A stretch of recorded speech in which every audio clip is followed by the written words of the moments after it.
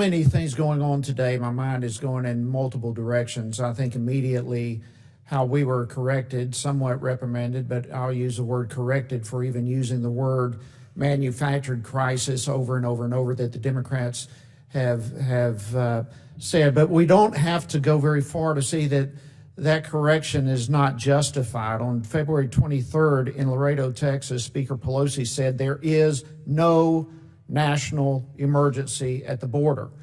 There is no emergency at the border. She was either misinformed or she was misinforming. Shortly thereafter, Congresswoman Ocasio-Cortez called it a fake national emergency. Again, the word manufactured was not used. It was an outright statement that this is a fake national emergency. She also referred to it as the president was faking a crisis at the border. I don't believe the correction today is in order. There has been an absolute about-face and shifting of position from the Democrats. It's already been mentioned back in February, the president called for a national emergency at the border. And now we're hearing that there is a national emergency from both sides because indeed there is. In May, the administration requested $4.5 billion in emergency funding. 8 weeks later, we finally get something done on June 27th. But there again, many in this room did not vote for it, and yet they're talking today and as though they have some moral high ground. The bottom line is there is a root cause. There is an emergency, and there is also a root cause to the emergency. And to this time, we're still not addressing the problem. And at some point, this body has got to face reality and deal with the issues. I've got a couple of real quick questions. Ms. Costello, first for you. Is the Border Patrol responsible for long-term detention? No, sir, they're not. That's correct. They keep short-term, and then they, after that, when they're able, they send them to ICE or DHS, correct? HHS. HHS, thank you. Yes. So the Border Patrol cannot transfer these detainees if both ICE and HHS are overwhelmed themselves.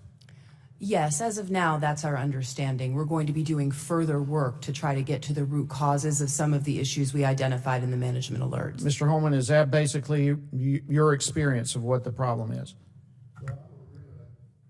Well, the statement made about HHS a few minutes ago is wrong, and that's a very important thing I need to address. As far as the policy with HHS, sir, it needs to be stricter.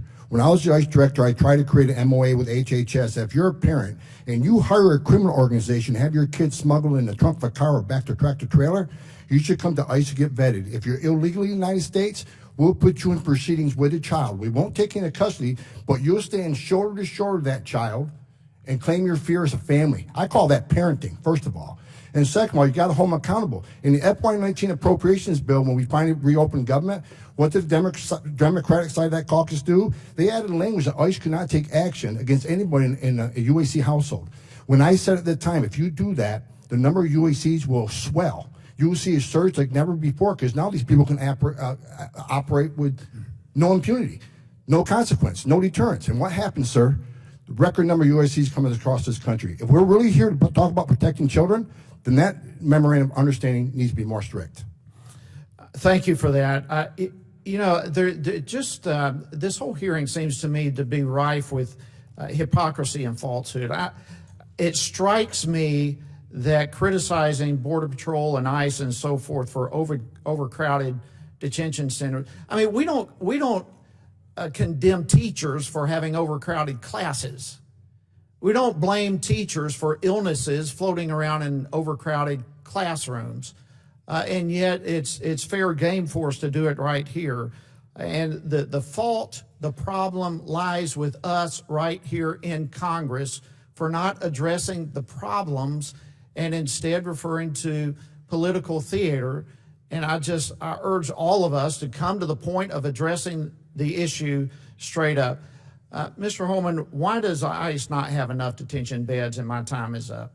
Thank you, Mr. Chairman. ICE has never had enough detention beds. And I know there's a big controversy when money was moved around the department last year to get more detention beds. Okay. They said, what a travesty. What people need to know, 8 out of the last 9 years, that same thing happened. It happened under Obama administration. ICE has Okay. never been funded enough beds. Thank you. Gentlemen.